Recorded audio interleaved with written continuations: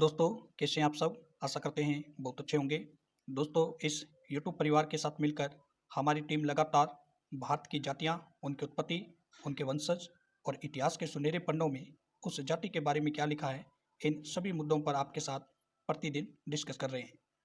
दोस्तों, आप सभी दोस्तों का इस यूट्यूब परिवार को बहुत अच्छा रिस्पॉन्स मिल रहा है, बहुत अच्छा सहयोग मिल रहा है।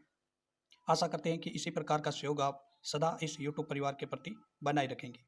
दोस्तों, आज के वीडियो में हम बात करेंगे कश्मीरी पंडितों का इतिहास। दोस्तों, आज के वीडियो में हम देखेंगे कश्मीरी पंडित जो थे, प्राचीन काल में उनकी स्थिति कैसी थी, मध्यकालीन भारत में उनकी स्थिति कैसी थी और आधुनिक भारत में उनकी स्थिति कैसी रही और 1947 में भारत आज़ाद होने के बाद कश्मीरी पंडितों की स्थिति कैसी थी। इन सभी मुद्दों के साथ साथ हम लास्ट में ये देखेंगे कि कश्मीरी पंडित है, उनकी संस्कृति अन्य जातियों से और अन्य जो ब्राह्मण जातियां हैं उनसे किस प्रकार भिन्न है। तो दोस्तों, शुरू से लेकर आखिरी तक वीडियो देखें ताकि कश्मीरी पंडितों के बारे में आप डिटेल जानकारी प्राप्त कर सकें। दोस्तों, चैनल सब्सक्राइब नहीं किया तो सब्सक्राइब कर लें, बेल के प्रेस को नोट कर लें, क्योंकि हमारी टीम लगातार इस प्रकार के जो वीडियो है उस पर काम कर रहे हैं। तो शुरू करते हैं आज के वीडियो को। कश्मीरी पंडित, जिन्हें कश्मीरी ब्राह्मण भी कहा जाता है, एक कश्मीरी हिंदू है। मतलब दोस्तों, कश्मीरी जो पंडित है, जिन्हें ब्राह्मण भी कहते हैं, ये क्या है? हिंदू है और बृहत्तर सारस्वत ब्राह्मण समुदाय का हिस्सा है। दोस्तों, यहाँ पे कश्मीरी जो पंडित है वो किस समुदाय का हिस्सा है? तो ये है बृहत्तर सारस्वत ब्राह्मण समुदाय का हिस्सा। वे जम्मू और कश्मीर के भारत के केंद्र शासित प्रदेश में एक पहाड़ी क्षेत्र कश्मीरी घाटी के पंचगोंड ब्राह्मण समूह से संबंधित है। दोस्तों, आपको पता है कि कश्मीर, जम्मू कश्मीर है, उसको यहाँ केंद्र शासित प्रदेश घोषित कर दिया था, पहले ये स्टेट था। तो कश्मीरी घाटी के पंचगोंड ब्राह्मण समूह से ये संबंधित है। मुस्लिम प्रभाव क्षेत्र में प्रवेश करने से पूर्व कश्मीरी पंडित मूल रूप से कश्मीरी घाटी में रहते थे। मुस्लिम प्रभाव बढ़ने के साथ बड़ी संख्या में लोग इस्लाम में परिवर्तित हो गए। वे कश्मीर जाति के मूल निवासी के तौर पर शेष एकमात्र कश्मीरी हिंदू समुदाय है। अशोक के समय से ही, जब हम मौर्य काल पढ़ते हैं तो सम्राट अशोक का नाम आता है, तो अशोक के समय से ही 3री शताब्दी ईसा पूर्व के आसपास कश्मीरी क्षेत्र की हिंदू जाति व्यवस्था बौद्ध धर्म की आमद से भी प्रभावित हुई। नतीजतन परंपरागत वर्ण व्यवस्था की रेखा धुंधली हुई।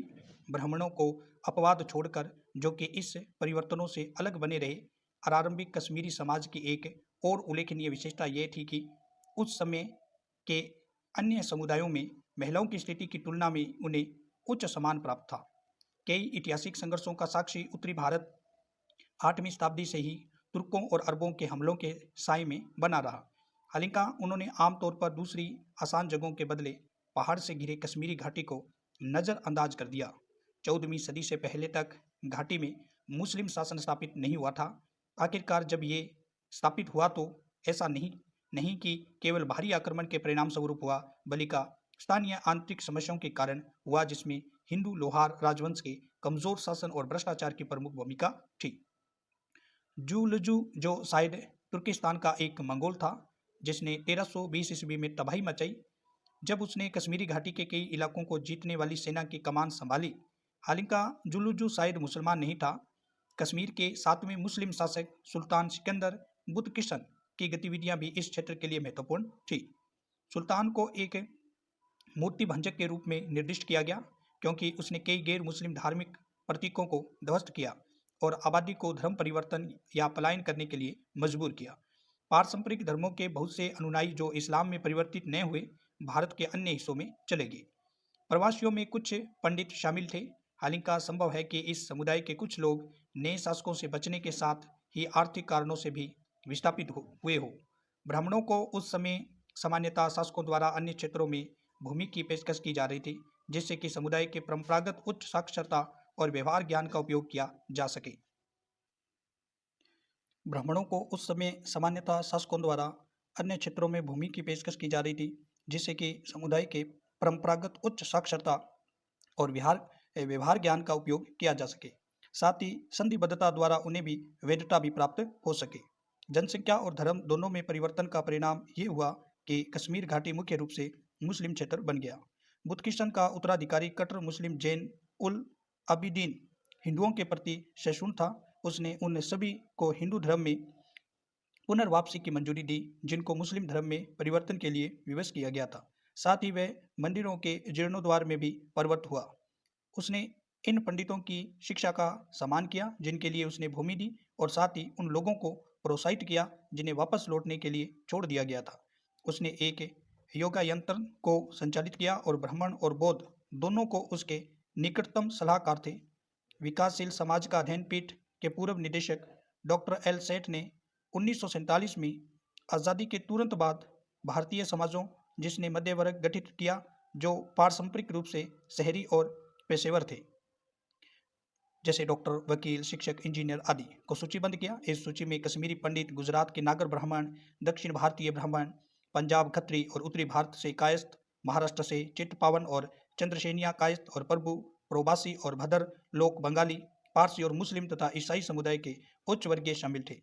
पीके शर्मा के अनुसार शिक्षा का एक सामान्य सूत्र था जो इस अखिल भारतीय कुलीन वर्ग को साथ साथ छोड़े हुए था, और इन समुदायों के लगभग सभी सदस्य अंग्रेजी पढ़े और लिख सकते थे और स्कूल से परे भी कुछ शिक्षित थे। कश्मीरी पंडित डोगरा शासन के दौरान मतलब 1846 से लेकर 1947 के दौरान घाटी की जनसंख्या के कर्पा प्राप्त अंग थे। उनमें से 20% ने 1950 के भूमि सुधारों के परिणाम स्वरूप घाटी छोड़ दी और 1981 तक पंडित आबादी का कुल 5% रह गए। 1990 के दशक में आतंकवाद के उभार के दौरान कट्टरपंथी इस्लामवादियों और आतंकवादियों द्वारा उत्पीड़न और धमकियों के बाद वे अधिक संख्या में जाने लगे। 19 जनवरी 1990 की घटनाएं विशेष रूप से सातिराना थी। उस दिन घोषणा की गई कि कश्मीरी पंडित काफिर है और पुरुषों को या तो कश्मीर छोड़ना होगा या इस्लाम में परिवर्तित होना होगा, उन्हें मार दिया जाएगा। जिन लोगों ने इनमें से पहले विकल्प को चुना उन्हें कहा गया कि वे अपनी महिलाओं को पीछे छोड़ जाए। कश्मीरी मुसलमानों को पंडित घरों की पहचान करने का निर्देश दिया गया ताकि धर्मांतरण या हत्या के लिए उनको विधिवत निशाना बनाया जा सके। कई लेखकों के अनुसार 1990 के दशक के दौरान लगभग 1,40,000 की कुल कश्मीरी पंडित आबादी में से लगभग 1 लाख ने घाटी छोड़ दी थी। अन्य लेखकों ने पलायन का और भी ऊंचा आंकड़ा सुझाया है जो कि कुल पंडित आबादी का अलग अलग प्रतिशत हो सकता है। तत्कालीन राज्यपाल जगमोहन सिंह की एक गुपचुप पलायन संगठित करने में संलिप्तता विवाद का विषय रही, जिससे योजनाबद्ध पलायन की प्रकृति विवादास्पद बनी रही। कई शरणार्थी कश्मीरी पंडित जम्मू के शरणार्थी शिविरों में अपमानजनक परिस्थितियों में रह रहे हैं। क्षेमेंद्र 5वीं शताब्दी के विस्तृत अभिलेखों में वर्णित कई स्मारकों में प्रकृति अज्ञात है। यह स्पष्ट है कि कंचुका के नाम से जाने वाले अंगरखे पुरुषों द्वारा लंबे बाजू और महिलाओं द्वारा लंबे और मध्यम बाजू दोनों संस्करण पहने जाते हैं। तो ये दोस्तों कश्मीरी जो पंडित है उनकी महिला और पुरुषों का पहनावा है, जहाँ पर जो पुरुष है अंगरखे पुरुषों द्वारा लंबे बाजू और महिलाओं द्वारा लंबे और मध्यम बाजू दोनों संस्करण पहने जाते हैं। टोपियां कंकाल वाली थी और साथ ही एक प्रकार की पगड़ी भी होती थी जिसे शीर्षासन कहा जाता था, जबकि पोशाक में सस्ते के वेशभूषा और शोभा शामिल होते थे जिनमें मोजेज के साथ पोशाकें शामिल थी। कुछ वस्तुएं विस्तृत जगह जैसे कि मोर के जूते, जिसमें मायरोपना के नाम से भी जाना जाता था, फैशन के कलाकारों द्वारा पहने गए और फूलों के डिजाइन से सेज स्टील सोल और जूते जो आंतरिक रूप से सेमसो ठीक हो गए थे। वह मेखला भी जादुई थी जो एक प्रकार की हैंकरधनी थी। दोनों लिंगों द्वारा निर्मित आभूषणों के कई संदर्भ है, लेकिन इनमें से एक महत्वपूर्ण दोष यह है कि आज महिलाओं द्वारा इनके विवाह के प्रतीक के रूप में कान पर पहने जाने वाले डेजिहोर का कोई रिकॉर्ड नहीं है।